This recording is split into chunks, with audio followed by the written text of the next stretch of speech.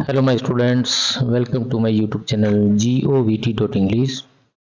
आज हम पढ़ेंगे कुछ स्पेशल। और स्पेशल क्या है? स्पेशल ये है कि मैं बता दूं आपको कि आपके पेपर होने वाले आर के एसएमबी के, यानी जो आप वर्कशीट भरते हो ना, इससे संबंधित आपके पेपर होंगे।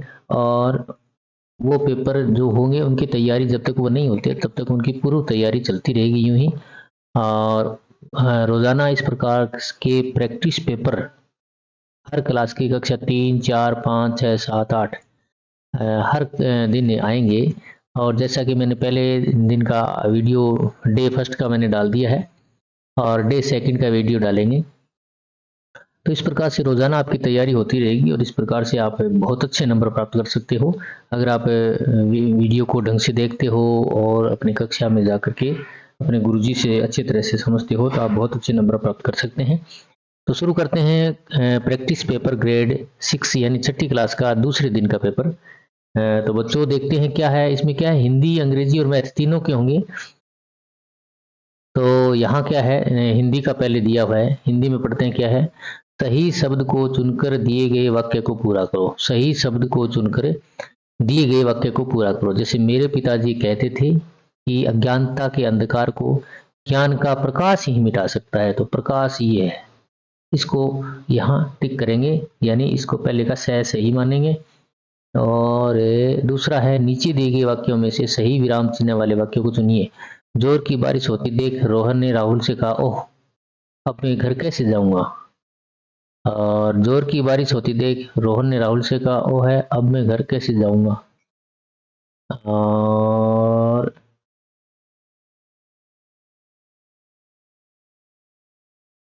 जोर की बारिश होती देख रोहन ने राहुल से कहा, ओह है, ये गलत हो गया।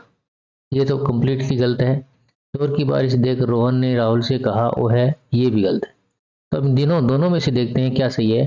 तो जोर की बारिश होती देख रोहन ने राहुल से कहा, ओ है, अब मैं घर कैसे जाऊंगा। क्वेश्चन मार्क आ गया ना। और इसमें देखो, इसमें फर्क ये है, बहुत ही माइक्रो डिफरेंस है इसमें। इसमें जो इन्वर्टेड कोमा दिया ना, इसको लास्ट में इन्वर्टेड कोमा नहीं मिला, इसलिए ये गलत है और ये सही है। बी नंबर जो है वो बिल्कुल सही है, क्योंकि यहाँ दोनों तरफ इन्वर्टेड कोमा भी होनी चाहिए और क्वेश्चन मार्क भी होना चाहिए और ये विषय में बोधक चिन्ह भी होना चाहिए। तो इस प्रकार से दूसरा अपन हल कर लिया। उचित विराम चिन्ह वाला विकल्प चुनिए। उचित विराम चिन्ह, अरे वाह कितना सुंदर दृश्य है, अरे वाह कितना सुंदर दृश्य है, अरे वाह ये गलत है, ये तो गलत है ही। अरे वाह ये भी गलत है। तो अरे वाह कितना सुंदर दृश्य है, तो इसको सही माने। नीचे दिए गए वाक्य को पूरा करने के लिए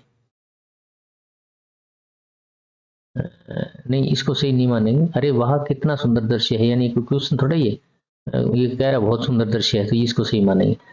नीचे दिए गए वाक्यों को पूरा करने के लिए उचित विकल्प चुने। रात को आकाश में बहुत तारे टिमटिमाते हैं। तारा नहीं, तारे, बहुत सारे तारे होते हैं ना। अब दूसरा है ये पैसे, और इसमें क्या है बच्चों, थोड़ा सा देख लेते हैं इसको ढंग से। सुई और कैंची दर्जी की मेज पर अगल बगल में पड़ी थी। ठीक है जी। दोनों को लगता था कि उसका काम बहुत महत्वपूर्ण है। अच्छा, सुई को भी लगता था और कैंची को भी लगता था कि उनका काम बहुत महत्वपूर्ण है। अपने आप को साबित करने के लिए भी झगड़ा करने लगी। कौन? सुई और कैंची। ठीक है। सुई ने गुस्से से कैंची से कहा, तुम केवल चीजों को काटती हो और बांट भी सकती हो। ठीक है जी, कैंची का काम काटना और बांटना होता है। तुम एकता को नष्ट करने के लिए जिम्मेदार हो। बहुत अच्छी बात कही है। मुझे देखो, जहां जहां तुम काटती हो मैं उन टुकड़ों को छीलकर जोड़ देती हूँ। बात में दम है। कैंची ने शांत भाव से उत्तर दिया, प्रिय, मुझसे ही कई सारी नई और उपयोगी चीजों का निर्माण हो रहा है। यदि मैं कुछ काटूंगी नहीं तो तुम क्या सिलोगी, तुम्हारी जरूरत ही क्यों होगी। जब कैंची और सुई झगड़ रही थी तभी दर्जी आया और हंसकर बोला, तुम दोनों बेकार ही झगड़ रही हो। मुझे तुम दोनों की आवश्यकता है, तुम दोनों ही मेरे लिए लाभदायक हो। अब इसे इसे देखो। किसे देखो? दर्जी ने कपड़े का टुकड़ा उठाया और उसे कैंची से काट दिया। ठीक है। फिर उसे सुई से सिलकर एक शर्ट तैयार की। उसने एक बच्चे को बुलाया और वह शर्ट पहना दी। बच्चा बहुत खुश हुआ और संतुष्ट होकर वहां से चला गया। कैंची और सुई दोनों ही यह बात समझ गए कि नए कपड़े बनाने के लिए भी दोनों एक समान उपयोगी है। उस दिन के बाद वे कभी नहीं झगड़े, वे साथ मिलकर नए वस्त्र बनाने लगे। इस प्रकार से छोटी सी कहानी पूरी हुई है। तो बच्चों इसमें देखो प्रश्न तो बनता है, वो कैसे बनता है। इनमें से कहानी में सबसे पहले क्या हुआ? कैंची से काटा नहीं, दर्जी से झगड़ा सुलझाने का निश्चय किया नहीं, कैंची और सुई ने झगड़ा शुरू कर दिया और उन दोनों ने यह समझ में आया कि अच्छा पहले क्या है, सबसे पहले कैंची और सुई में झगड़ा हो गया, ठीक है। और सुई और कैंची को एक दूसरे का महत्व कैसे समझ में आया? जब उन्होंने देखा कि छोटे से बच्चे को है, उन्होंने देखा कि बच्चा बहुत खुश था, उन्हें सिली हुई शर्ट बहुत अच्छी लगी, नहीं लगी ये तो है ही नहीं, पर दर्जी ने उन बच्चों के माध्यम से सच का एहसास करवाया, एक दूसरे की बात समझ में आ गई। एक दूसरे की बात तो समझ में आई नहीं। तो उन्होंने देखा कि बच्चा बहुत खुश था और दर्जी ने उन्हें बच्चे के माध्यम से सच का एहसास करवाया, ये भी सही बात है। भी सच ये है कि कोई काटेगा नहीं तो सिलेगा कैसे। कहानी के अंत में कोई अधिक शक्तिशाली साबित हुआ और क्यों? कहानी के अंत में कौन? कोई नहीं हुआ। कैंची क्योंकि नहीं, सुई क्योंकि नहीं, कैंची और सुई दोनों क्योंकि वो दोनों ही उपयोगी है। हाँ ठीक है जी, कैंची और सुई दोनों ही शक्तिशाली साबित होगी। अब आता है गणित की तरफ। गणित में क्या है? इनमें से किसी कोण का माप है 600 डिग्री। 600 है, किस कोण का माप 600 है? तो किसी का नहीं है। हाँ?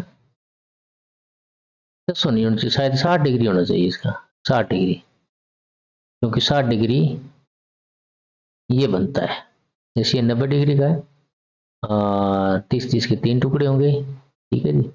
इस प्रकार से ये बनता है, तो 60 डिग्री होना चाहिए और इसमें 20 सेट बैठता है, ठीक है। चलो छोटी मोटी मिस्टेक हो गई पेपर छापते समय। निम्नलिखित में शून्य कोने व शून्य किनारे वाली आकृति को पहचानिए, जिसमें कोना नहीं और किनारे भी शून्य कोने शून्य किनारे, शून्य किनारे और शून्य कोने। शून्य कोने तो ये रहा और किनारे किनारे भी नहीं है, तो ये बी सही होगा। इसका कोई कोना नहीं है और कोई किनारा नहीं है, ठीक है। किलोमीटर मापने का यंत्र है, किसी वाहन के द्वारा तय की दूरी को बताने के काम आता है। किलोमीटर मापने का एक यंत्र किसी वाहन के द्वारा तय की गई दूरी को मापने के काम आता है। नीचे दिए गए किलोमीटर मापने वाले यंत्र रोहन के स्कूटर में, ठीक है, रोहन का स्कूटर में। अब क्या है, अपने स्कूटर की हर 600 किलोमीटर के बाद मरम्मत करवाना ना बोले, यानी 600 किलोमीटर चलने के बाद में, ये जो 600 चलता है ना, उसके बाद में मिस्त्री के पास जाकर के उसकी रिपेयर करवानी चाहिए। तो आगे क्या लिखा है, रोहन के स्कूटर ने जब 487 किलोमीटर की दूरी तय की, वो कितनी किलोमीटर दूरी और तय करने के बाद रोहन को अपने स्कूटर मरम्मत के लिए ले जाना पड़ेगा। बात भाई सीधी सी है, कितने? 600 किलोमीटर पे अपने को स्कूटर की रिपेयर करनी। कितने किलोमीटर पे? 600 किलोमीटर। अभी चला है 487,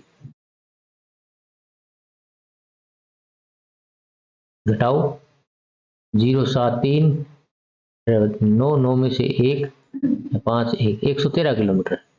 113 किलोमीटर और चलेगा, उसके बाद में उसको मिस्त्री के पास ले जाना पड़ेगा। निम्न में से सबसे छोटी भिन्न होगी, छोटी भिन्न कौन सी होगी?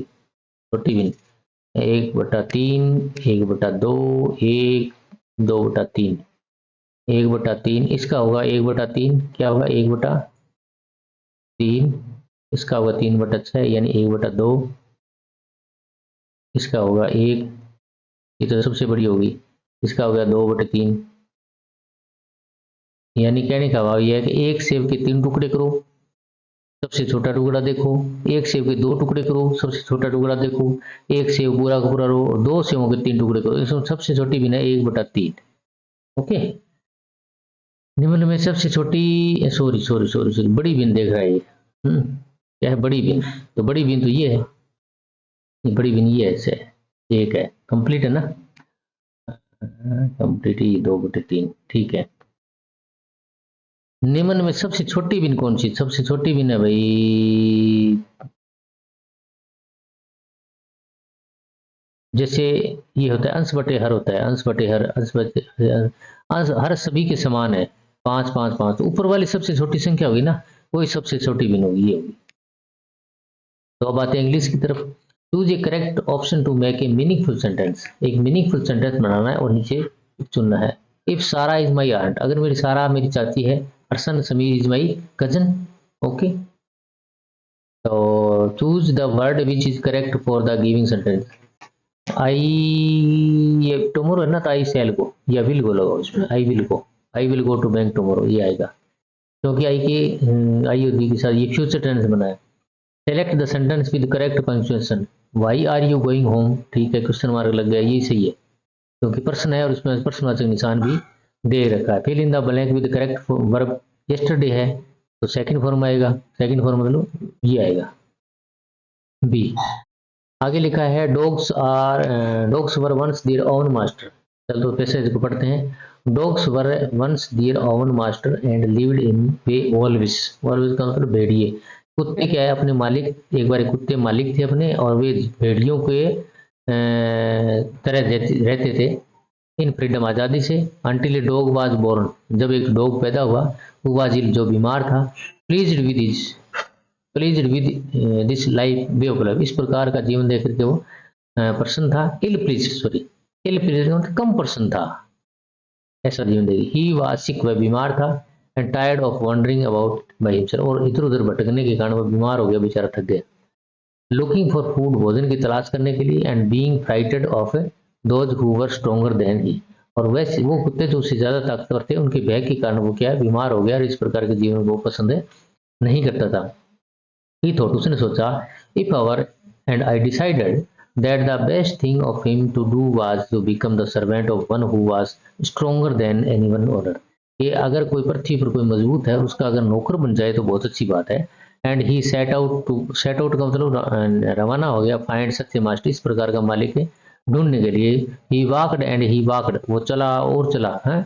And he met a kinsman of him, और एक बार उसको एक किन्समैन ऑफ उसी की तरह का कोई मिला, ए बिग बुल, बड़ा भेड़िया, who was as strong as he was fierce, यानी वो बहुत ज्यादा ताकतवर था तक जैसा उसको उम्मीद थी। Where are you going dog, तुम कहाँ जा रहे हो कुत्ते। द वुल्फ आस्क्ड, वुल्फ ने पूछा। I am looking for someone to take up service him, मैं किसी ऐसे आदमी की तलाश करता हूँ जो जिसके मैं नौकरी कर सकूँ। Would you like to be my master, क्या तुम मेरा मालिक बनना पसंद करोगे। वुल्फ, अब देखो जी क्या है, dog were sick and tired, क्यों था, क्योंकि वो लुकिंग फॉर फूड, इसलिए थका हुआ था, भोजन की तलाश करता था इधर उधर। whom did the dog ask to be master, किससे पूछा है, वोल्फ से पूछा। कुत्ते ने किससे पूछा मालिक बनने के लिए, तो भेड़िए ने पूछा, भेड़िए से पूछा। The word sick in the passage would means in the same, sick का मतलब बीमार, इल का मतलब है बीमार। Okay,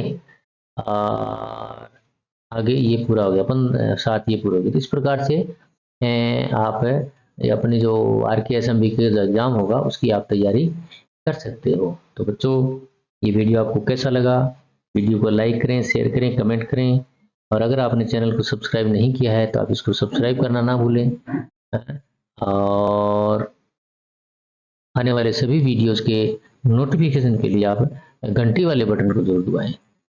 okay, good bye.